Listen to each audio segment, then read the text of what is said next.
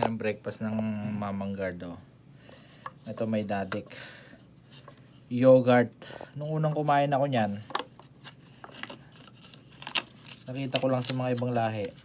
Hinahalo nila to. Yogurt. Diyan sa manok. Masarap yan.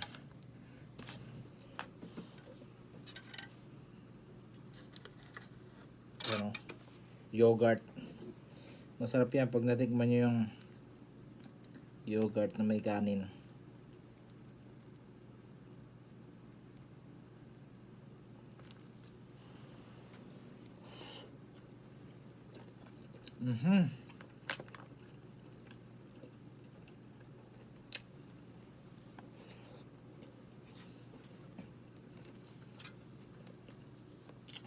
Ano? Yogurt na yogurt.